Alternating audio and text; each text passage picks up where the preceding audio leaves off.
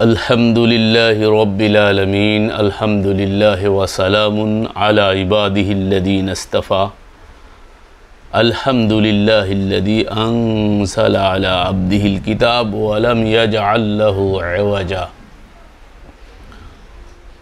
रब्बी आऊदु बिका मिन हमाज़ातिश शयातीन व आऊदु बिका रब्बी अय्यहदुरून बिस्मिल्लाहिर रहमानिर रहीम वल्लज़ीना आमनू व अमिलुस्सॉलिहात व आमनू बिमा नुज़्ज़िला अला मुहम्मदिन व हुवा अलल हक़्क़ मिर रब्बिहिम कफ़्फ़रा अन्हुम सय्यातिहिम व अस्लहा बालहुम ज़ालिका बिअन्नल्लज़ीना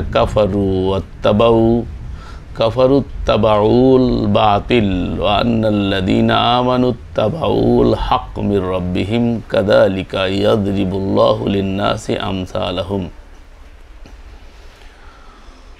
सम्मानित सुधी दर्शक श्रोता आबास प्रबासेर दीनी भाई ओ भग्नीगण, আমরা আলোচনা করেছি প্রথম পর্বে আল কোরআন কি মোমেনদের জন্য যথেষ্ট নয়। তো শুধুমাত্র আল কোরআনকে আল্লাহর পক্ষ থেকে নাজিলকৃত একমাত্র অভ্রান্ত মানদণ্ড এবং সংবিধান স্থির করে গোটি কয়েকজন লোক বিশ্বব্যাপী কথা বলছি আমরা। তন্মধ্যে বাংলাদেশে কিছু সংখ্যক শুধু কোরআন থেকে কথা বলেন, আবার অনেকে কোরআনের নামে কোরআনের আহসানুল হাদিসকে ছলে বলে কলে কৌশলে তারা লাহওয়াল হাদিস প্রতিষ্ঠায় ব্যবহার করছে, কিন্তু গ্রামারের প্যাচ দিয়ে বিভিন্নভাবে প্রচলিত অনুবাদকে সামনে রেখে সেগুলো থেকে নিজেদেরকে বাঁচিয়ে যুগে যুগে যারা সঠিক আল কোরআনকে একমাত্র মানদণ্ড স্থির করতে সচেষ্ট ছিলেন, যদিচ তাদের সংখ্যা অতি নগণ্য সর্বযুগে। তার কারণ তারা তাদের এই পার্থিব বিষয়গুলোকে জলাঞ্জলি দিয়ে তারা এই কাজগুলো করে গিয়েছিলেন।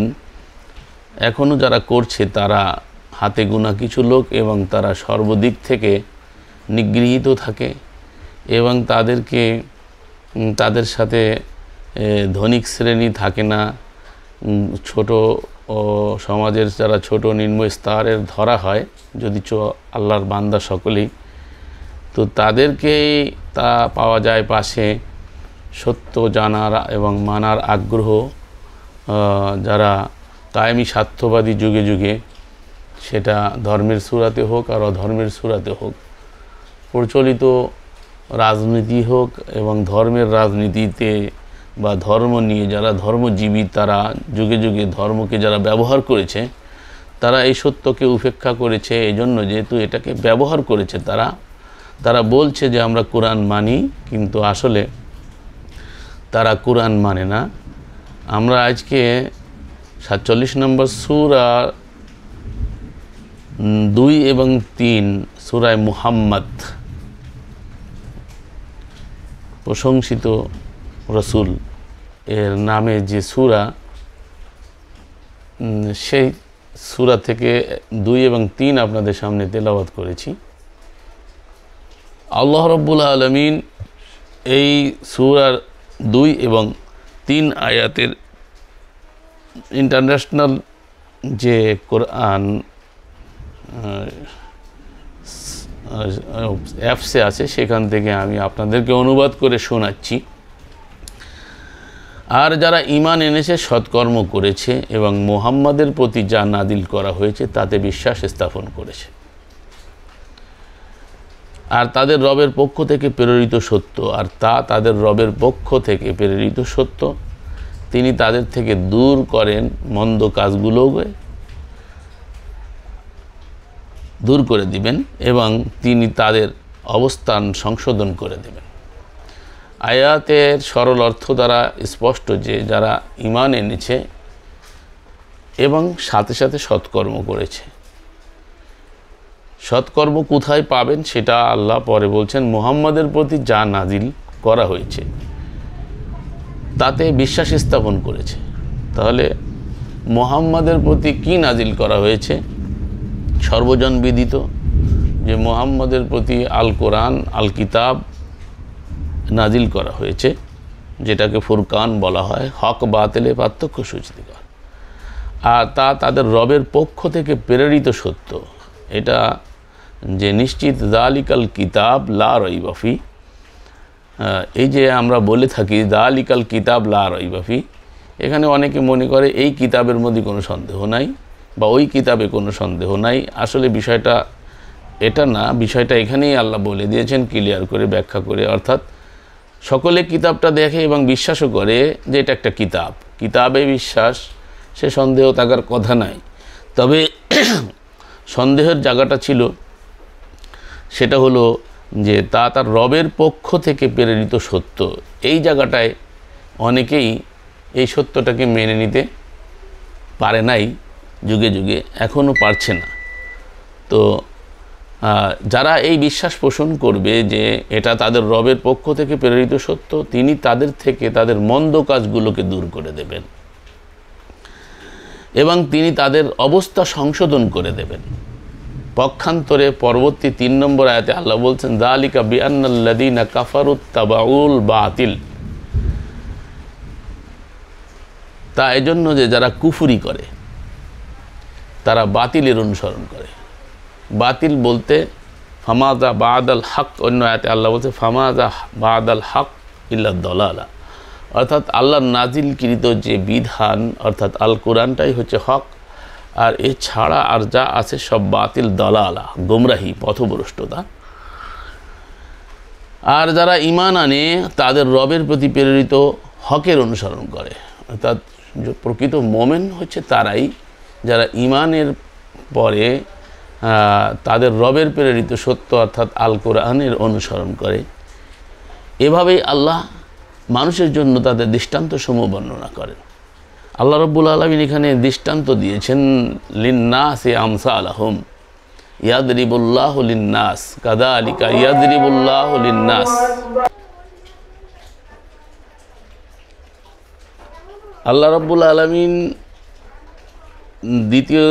তৃতীয় নম্বর আয়াতে স্পষ্ট করে দিয়েছেন যে যারা কুফরি করে তারা বাতিলের অনুসরণ করে। এই বাতিলটা কি? বাতিলটা হচ্ছে আল্লাহর এই নাজিলকৃত অভ্রান্ত ওয়াহি ছাড়া আর যাহা কিছু আছে সবই বাতিল। সেটা নবীর নামে যেগুলো চালিয়ে দেওয়া হয়েছে, আমরা ইতিপূর্বের লেকচারে আপনাদেরকে দেখিয়েছিলাম যে রসুল সালামুন আলা মুহাম্মদ, যিনি কোরআনের রসুল, যাকে যিনি প্রশংসিত রসুল, তার ব্যাপারে আমরা স্পষ্টত জানি যে তিনি শুধু কোরআন ফলো করেছেন, কোরআনে ঈমান আনয়ন করেছেন, কোরআন প্রচার করেছেন, কোরআন তিলাওয়াত করেছেন, কোরআনই তার কাছে ওহী করা হয়েছে এবং এই কোরআনকে প্রচারে তিনি আদিষ্ট ছিলেন। যা এখানে আল্লাহ রাব্বুল আলামিন বলছেন যে যারা কুফরি করে অর্থাৎ যারা কাফের হয়েছে তারা বাতিলের অনুসরণ করে, অর্থাৎ কোরআন বাদে আর যা কিছু আছে বাতিল, কোরআনের ধর্মের সূরাতে হোক অধর্মের সূরাতে হোক, সেগুলো যারা অনুসরণ করে তারা হচ্ছে বাতিলের অনুসরণ করে। আল্লাহ বলেছেন, আপনারা সূরা মুহাম্মদ 47 নম্বর সূরা 2-3 আয়াতটা একটু স্পষ্ট দেখবেন, যেগুলো আমাদের সমাজের এই সকল সোকার্ড আলেমরা আপনাদের সামনে সঠিকভাবে ব্যাখ্যা করে না, প্রচার করে না। একটু ডিপলি যদি আপনারা আয়াতগুলো পড়েন আর একটু চিন্তা করেন, তাহলে আপনার আমার সামনে বিষয়টি স্পষ্ট হয়ে যাবে যে এরা বাতিলের অনুসরণ করে। এরা রসুলের নামে যে সকল কিতাব আর গ্রন্থ বাজারে চালু করেছে, যার পক্ষে আল্লাহ সুবহানাহু ওয়া তাআলা কোনো দলিল অবতীর্ণ করেন নাই। 12 নম্বর সূরা 40 নম্বর আয়াতে আল্লাহ বলছেন, মা আনজালাল্লাহু বিহা মিন সুলতান, তার পক্ষে আল্লাহ রাব্বুল আলামিন কোনো দলিল নাজিল করেন নাই। এগুলো তারা তাদের বাপদাদারা, তাদের পূর্বপুরুষেরা যুগ যুগ ধরে ইসলামের নামে, দ্বীনের নামে, রসুলের নামে সংকলন করে সেগুলো চালিয়ে দিয়েছে। তো সম্মানিত সুধী, আর যারা ঈমান আনে তারা তাদের রবের প্রেরিত সত্যকে অনুসরণ করে, অর্থাৎ যাহা আল্লাহ নাজিল করেছে সেটাকে তারা কি করে, অনুসরণ করে। আর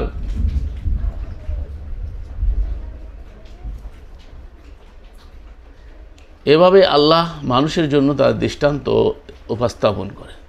তো আমরা আল কোরআনে এই দুইটি আয়াত দ্বারা স্পষ্ট তো বুঝতে পারলাম যে নুজ্জিলা আলা মুহাম্মদ 47-2 আল্লাহ তার প্রতি যা নাজিল করেছেন প্রতিটি পদক্ষেপে তিনি যথেষ্ট প্রমাণ করেছেন যে এটাই আল্লাহ পক্ষ থেকে যা তার প্রতি নাজিল করা হয়েছে এটাই তার জন্য যথেষ্ট ছিল। কিন্তু দুঃখজনক হলেও সত্য, আজকে আমাদের সোকাট আলেমদের জন্য আল কোরআন যথেষ্ট নয়। তারা বলতে চায় যে শুধু কোরআন মানবে।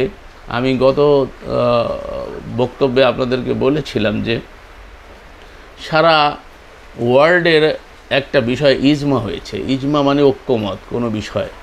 তো ঐক্যমত পোষণ করার জন্য যে বিষয়টা তুলে ধরা হয়, মেজরিটি পার্সেন্ট ঐক্যমত পোষণ করে যেটাকে, সেটাই হলো ইজমা বা ঐক্য।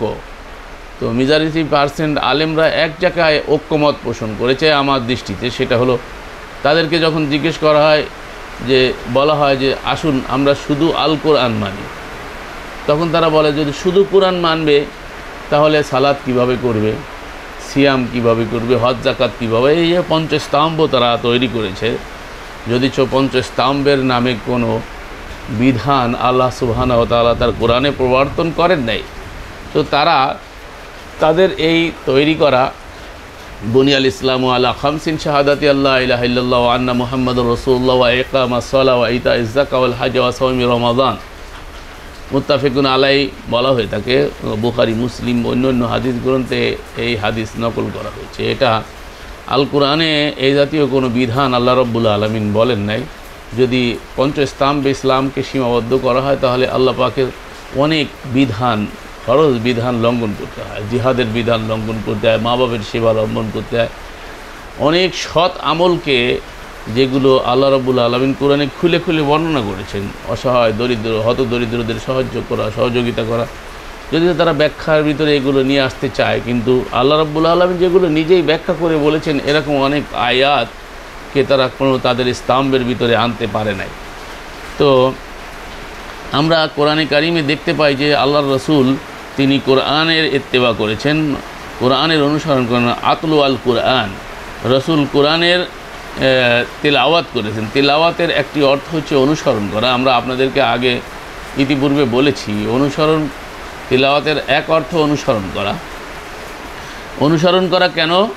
যে যেটা পাঠ করা হয় সেই পাঠের সাথে সাথে সেই পাঠের অনুসরণকে তেলাওয়াত বলা হয়। আর যে পাঠ করা হয় সেটাকে ইকরা বলা হয় আরবিতে, শুধু পাঠ করা হয়। তো পাঠের সাথে সাথে পাঠের অনুগামী হয় যেটা, সেটাই হচ্ছে তিলাওয়াত। তো তিনি আদিষ্ট ছিলেন আন আতলু আল কোরআন, তিনি কোরআন আবৃত করতে, কোরআন আবৃত করতে তিনি আদিষ্ট ছিলেন। অতএব তিনি কোরআন আবৃত করেছেন।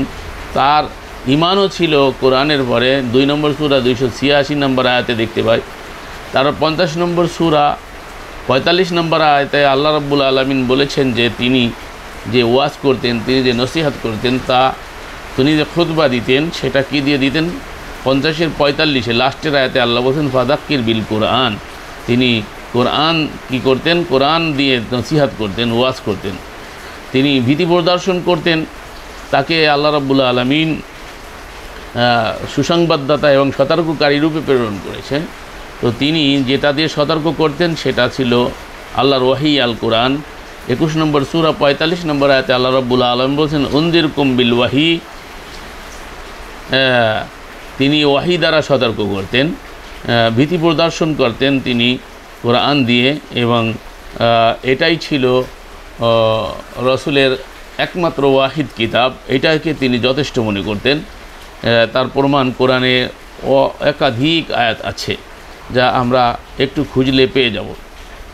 567-তে আল্লাহ রাব্বুল আলামিন স্পষ্টত নির্দেশ দিয়েছেন ইয়া আইয়ুহার রাসূল বাল্লিগ মা উনজিলা ইলাইকা মির রাব্বিক, হে রাসূল আপনি তাই প্রচার করুন যা আপনার রবের পক্ষ থেকে আপনার প্রতি নাজিল করা হয়েছে। আপনি যদি তা না করেন ফামা বাল্লাগতা রিসালাতাহু, তাহলে আপনি রিসালাতের দায়িত্ব পালন করলেন না। তা রসুল কোরআন ছাড়া কোনো কিছু প্রচার করেছেন, এটা রসুলের নামে অপবাদ বই আর কিছুই নয়। তো সুতরাং আমাদেরকে সতর্ক হতে হবে এ বিষয়ে। আমরা অনেক সময় বলে থাকি যে এত আলেম কি কিছুই বোঝে না। সম্মানিত সুধী, এইগুলো কোরআনে কারিমে আল্লাহ রাব্বুল আলামিন স্পষ্টত এই বিষয়গুলো স্পষ্ট করে দিয়েছেন আমাদেরকে। তারপরে আমরা এই প্রশ্নগুলো উত্থাপন করি। মেজরিটি কখনো সত্যের মানদণ্ড নয়। বেশিরভাগ আলেম একটা জিনিসকে আল্লাহর হালালকে হারাম করলে আর হারামকে হালাল করলে সেটা কখনো হালাল আর হারাম হয় না। হালাল হারামের একমাত্র অধিকার আল্লাহ সুবহানাহু ওয়া তাআলার। কেউ হালাল হারাম করতে পারে, ইভেন রসুলও হালাল হারাম করতে পারে না। রসুল নিজের পক্ষ থেকে হালাল হারামের অধিকার রাখেন না। আল্লাহ রাব্বুল আলামিন যেটা হালাল করেছেন তিনি সেটা প্রচার করেন, সেটাকে হালাল বলেন, আর যেটা হারাম করেছেন সেটাকেই হারাম বলেন। এটাই রসুলের নীতি। এবং যে বাতিলের পরে যে আঘাত আনতেন তিনি, সেটাও এই কোরআন দিয়ে করতে হবে। আল্লাহ রাব্বুল আলামিন এ কথাটাই আল কোরআনের 21 নম্বর সূরার 18 নম্বর আয়াত স্পষ্টত আল্লাহ রাব্বুল আলামিন আমাদেরকে শিখিয়েছেন। তো আমরা যে কথাগুলো বলছি সেগুলো অনেকের কাছে হয়তো কষ্টকর মনে হলেও আমাদেরকে কোরআনের নীতিমালা অনুসারে আমাদেরকে এই কোরআন দিয়ে বাতিলের পরে আঘাত আনতে আল্লাহ যেটা বলেছেন সেটা করতে হচ্ছে। আমরা কোরআনের নীতিমালা অনুসারে করছি। অনেকেই খুব সফট মনোভাব রাখেন এবং আমাদেরকে পরামর্শ দিয়ে থাকেন যে এরকমভাবে এভাবে প্রোগ্রাম করবেন, কাউকে আঘাত দেওয়া যাবে না। তো আল্লাহ রাব্বুল আলামিন কি বলছেন সেটা একটু আমরা দেখি। 21 নম্বর সূরার 18তে বলেন, বাল নাকযিফু বিল হাক্কি আলাল বাতিল ফায়াদমাগুহু ফাইদা হুয়া যাহিকুন ওয়ালাকুম আল ওয়াইলু মিম্মা তাসিফুন। বরং আমি মিথ্যার উপর সত্য নিক্ষেপ করি, ফলে তা মিথ্যাকে চূর্ণ বিচূর্ণ করে দেয় এবং নিমেষেই তা বিলুপ্ত হয়। আর তোমাদের জন্য রয়েছে দুর্ভোগ তোমরা যা বলছো তার জন্য। অর্থাৎ আল্লাহর বিধান বাদ দিয়ে, এই হককে বাদ দিয়ে তোমরা যে সমস্ত লাহওয়াল হাদিসকে প্রচার করছো তার জন্য তোমাদের দুর্ভোগ আল্লাহ রাব্বুল আলামিন বলে দিয়েছেন। তো আল্লাহ শুধু কোরআনকে হক বলেছেন, আর কোনোটাকে হক বলেন না। আল্লাহ নিজে হক, আল্লাহর এক নাম হক, আর আল্লাহ তার কোরআনকে, কিতাবকে হক বলেছেন। অনেক আয়াতে আল্লাহ রাব্বুল আলামিন এই কথাটা বলেছেন। তো এখন আমরা অন্তরের কান দিয়ে শ্রবণ করি। মুহাম্মদ সাল্লাল্লাহু আলাইহি এর জন্য আল কোরআনই যথেষ্ট ছিল। এখন আপনারা বলুন, আপনার ঈমান, আমল, ইত্তেবা, প্রচার, ভীতি প্রদর্শন এবং বাতিলের উপর আঘাতের অস্ত্র কি কোরআন নয়? আপনি আপনার জীবনে কি নিয়েছেন? কোনটাকে আপনি দলিল হিসাবে গ্রহণ করেছেন? কোনটা আপনি প্রচার করবেন? কোনটা আপনি অনুসরণ করবেন? এটা সালামুন আলা মুহাম্মাদের ইত্তিবার কথা যদি আপনি বলেন, তাহলে তিনি যেটা অনুসরণ করেছেন আপনাকে সেটা অনুসরণ করতে হবে। তাহলেই আপনি সত্যিকারে রসুলের অনুসারী বলে প্রমাণিত হবে। কিন্তু এই কথা বললে মোল্লারা বলবে না। তাহলে আমাদের সাথে আপনারা সবাই জানেন এদের ঈমান কোরআনের উপরে নেই। এরা মুখে কোরআনের কথা বললেও কোরআনে তারা পরিপূর্ণ বিশ্বাস করে না, কোরআনকে পূর্ণাঙ্গ মানে না, কোরআনকে লারাইব মানে না। কোরআনকে যদিচ মুখে বলে লারাইব, কিন্তু কার্যত তারা কোরআনকে সেভাবে মানে না যেভাবে আল্লাহ বলেছেন। আল্লাহ বলেছেন এটা পূর্ণাঙ্গ, এটা তফসিরকৃত।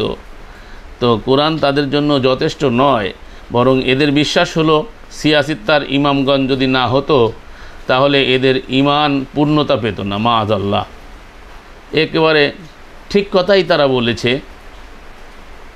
কারণ এগুলো না থাকলে একজন চোরের জন্য জান্নাত পাওয়া সার্টিফিকেট কেমনে পাইতো? চোরের সার্টিফিকেট আছে লাহুয়াল হাদিসে, ওয়াইন সারাকা ওয়াইন জানা। সই মুসলিমের হাদিসে আছে ওয়াইন সারাকা ওয়াইন জানা। সে যদি জিনাও করে, সে যদি চুরিও করে, তারপরেও কলিমা পড়লে, ঈমান থাকলে সে জান্নাতে যাবে। এই জাতীয় কথাবার্তা ঈমানের সাথে আমল, সৎ আমল অঙ্গাঙ্গিভাবে জড়িত। আল কোরআনে বারবার আল্লাহ রাব্বুল আলামিন এই কথাগুলো বলেছেন। সম্মানিত সুধী, অনেক দিন পরে বৃষ্টি হচ্ছে, প্রচণ্ড গরমের পরে বৃষ্টি হচ্ছে। আবহাওয়া অনুকূলে না থাকায় একবার ভিডিওটি সেই আলো পাচ্ছে না, কখনো অন্ধকার ছেয়ে যাচ্ছে, কখনো আলো পাচ্ছে। তো যাই হোক, আপনারা একটু কষ্ট করে বৃষ্টির আওয়াজও শুনতে পাবেন, সেজন্য একটু ধৈর্য সহকারে শুনবেন। তো আমরা যে কথা বলতেছিলাম যে এই সকল লাহওয়াল হাদিসকে কোরআনের পাশাপাশি যদি তারা বিশ্বাস না করে, তাহলে তারা এই চোরকে জান্নাতে যাওয়ার সার্টিফিকেট কেমনে দিত? সালামুন আলা রসুলের শাফাআত কেমনে হবে? রসুল শাফাআত করে নিয়ে যাবেন, অথচ রসুল শাফাআত করতে পারবেন? এই সকল রেওয়ায়তি যে কথাবার্তা আছে,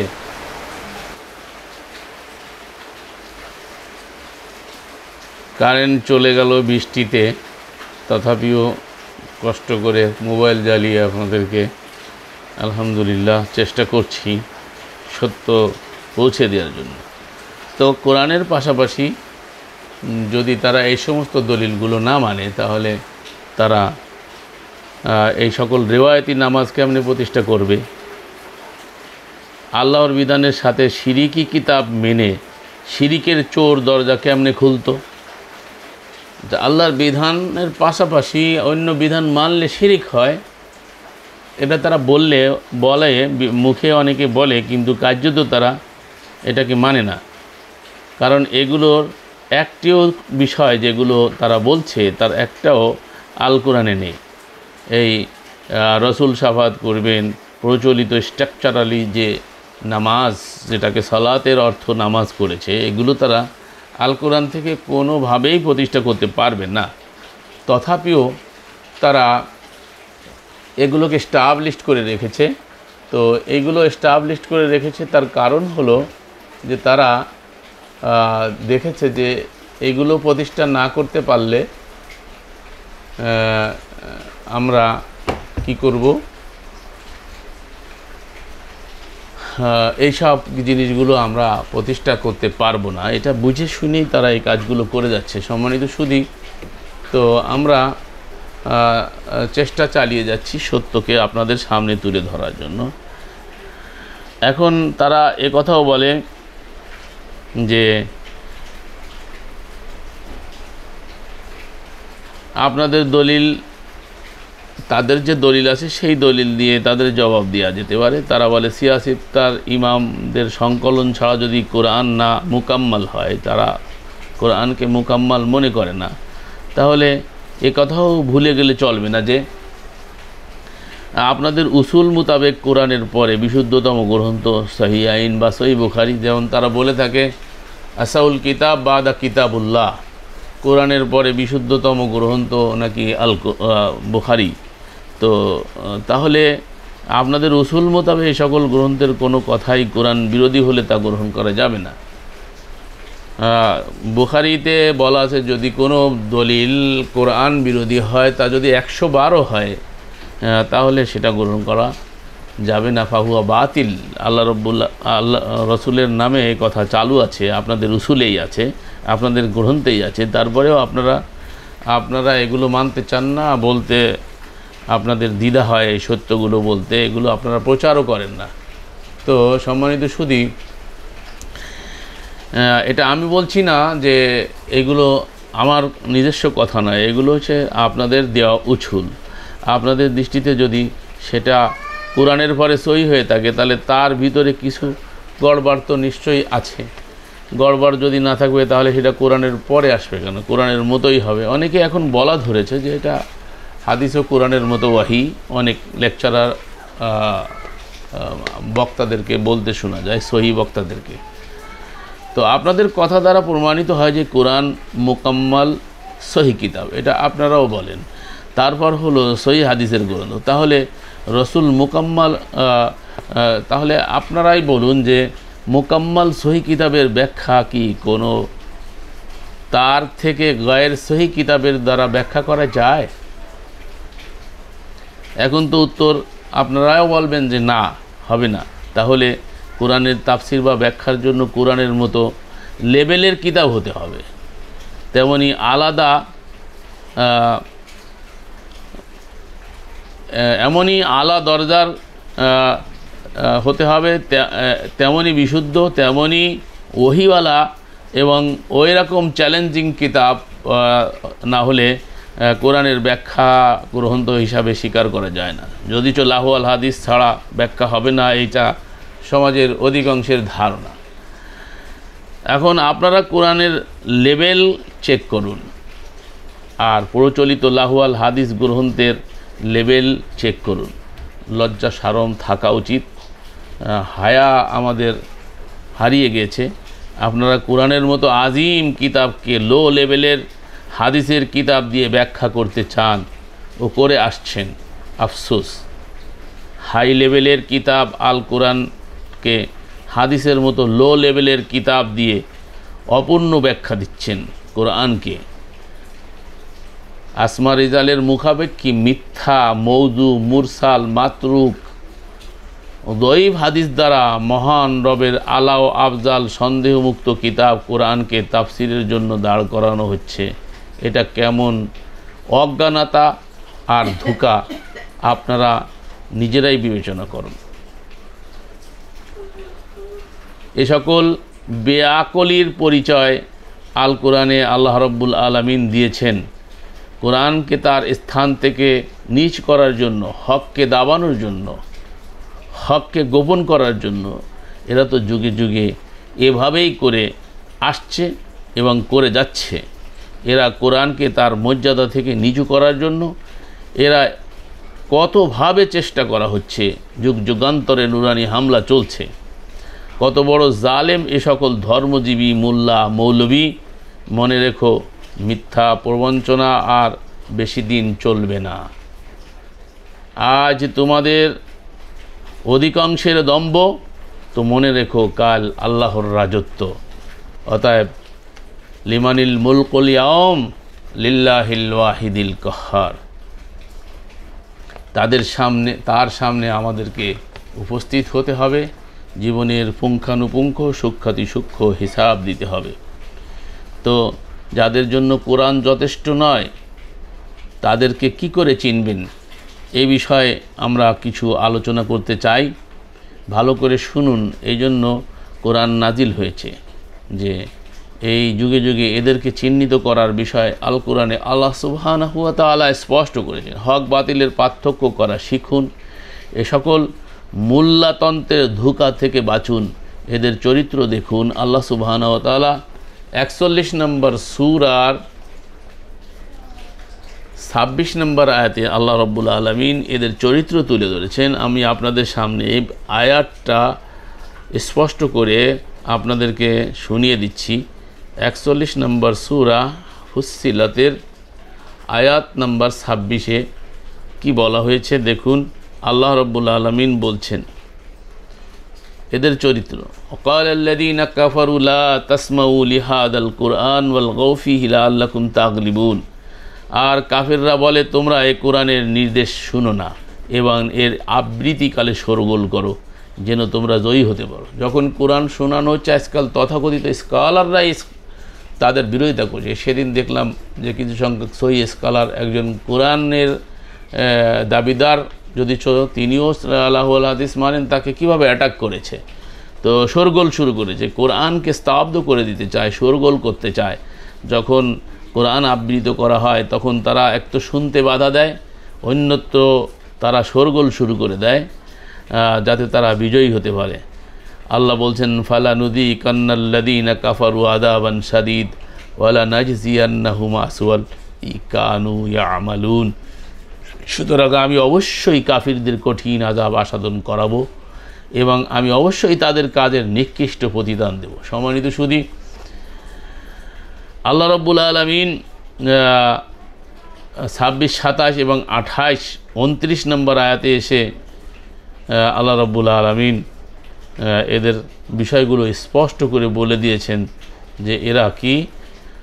আল্লাহ বলছেন যে শাদীদ আযাব তাদের জন্য রয়েছে, কঠিন আযাব আস্বাদন করাবো এবং তাদের কাজের নিকৃষ্ট প্রতিদান দেব। যালিকা জাযাউ আদাইল্লাহিন নার। আল্লাহ বলছেন এই আগুন আল্লাহর দুশমনদের প্রতিদান, যারা আল্লাহর বিধানকে পাশাপাশি শুনতে দিতে চায় না, এবং পাশাপাশি অন্য বিধান দিয়ে আল্লাহর বিধানকে ঢেকে ফেলতে চায়, শোরগোল করে, এরা আল্লাহর দুশমন, আল্লাহ রাব্বুল আলামিন এদেরকে দুশমন আখ্যায়িত করেছে। সেটা জুব্বা কুব্বার শেকেলে হোক, সেটা যেই সূরাতে হোক না কেন, এরা আল্লাহর দুশমন, যারা আল্লাহর কিতাবকে শুনতে দিতে চায় না। আল্লাহ রাব্বুল আলামিন এদের কথাকে স্পষ্ট করেছেন আল কোরআনে। তো এই আগুন আল্লাহর দুশমনদের প্রতিদান, সেখানে থাকবে তাদের জন্য স্থায়ী নিবাস, এবং তারা যে আমার আয়াতসমূহ অস্বীকার করত তার প্রতিফল স্বরূপ। আল্লাহ রাব্বুল আলামিন বলছেন এখানে, আয়াতটা শুনি, যালিকা জাযাউ আদা ইল্লাহিন নার লাহুম ফিহা দারুল খুলদ জাযাআম বিমা কানু বিআয়াতিনা ইয়াজহাদুন। আর যারা এই কাজগুলো করে আসছে, যে সমস্ত শায়েক সুয়ুক আকাবির পূজারী, যে সমস্ত মোল্লা মৌলবী যাদেরকে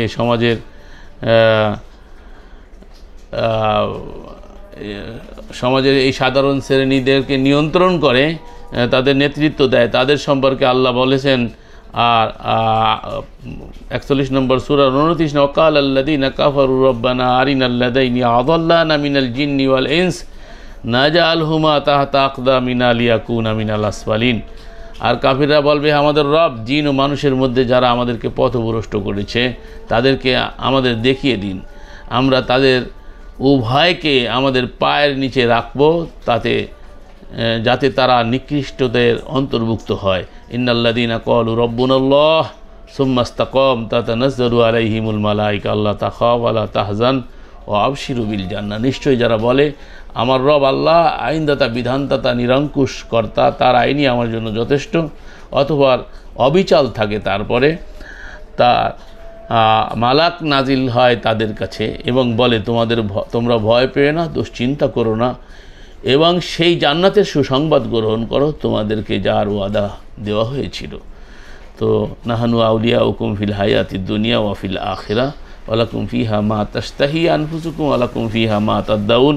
আমরা দুনিয়ার জীবনে তোমাদের বন্ধু এবং আখিরাতেও, এবং সেখানে তোমাদের জন্য থাকবে যা তোমার মন চাইবে, এবং সেখানে তোমাদের জন্য আরও থাকবে যা তোমরা দাবি করবে। নুজুলাম বিন গফুর রহিম, পরম ক্ষমাশীল অসীম দয়ালু আল্লাহর পক্ষ থেকে আপ্যায়ন স্বরূপ, অর্থাৎ আল্লাহর মেহমানখানা।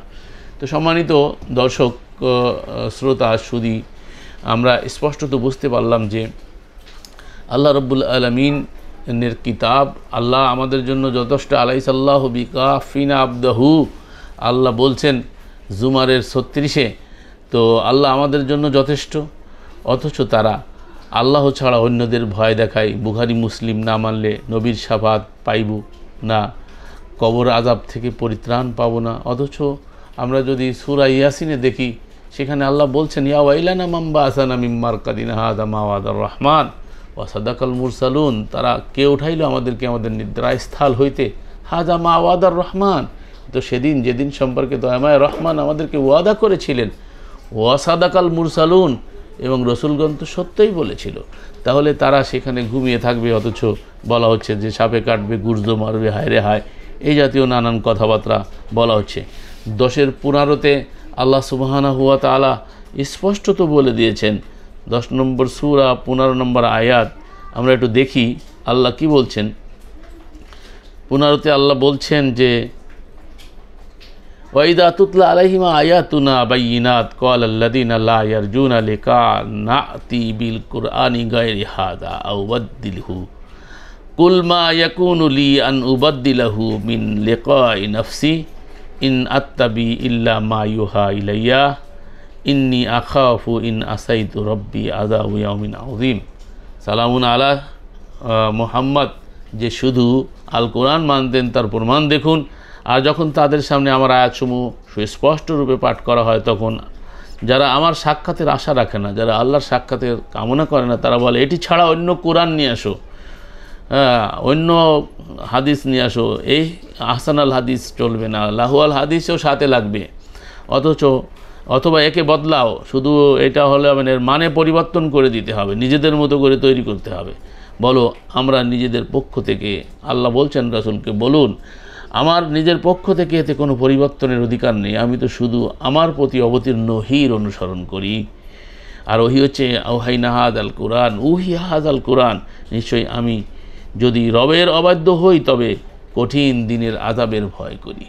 এভাবে করে আল্লাহ সুবহানাহু ওয়া তাআলা কোরআনে একাধিক আয়াতে আয়াত শুনলে ওদের আকাবির বুজুর্গদের সম্মান আনি হয়। এটা আল্লাহ রাব্বুল আলামিন কোরআনে কারিমের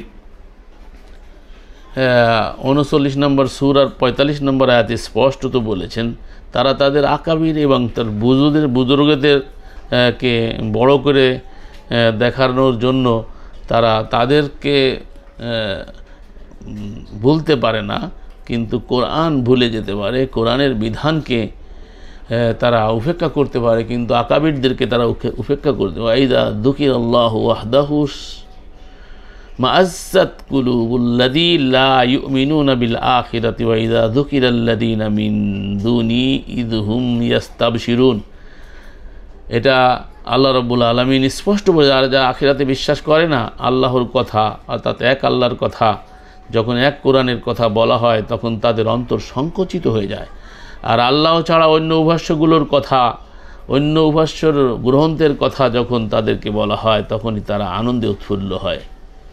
তো এইগুলো হচ্ছে এদের চরিত্র, যা আমরা আজকে চলমান দেখতে পাচ্ছি স্পষ্টত আমাদের চোখের সামনে এগুলো।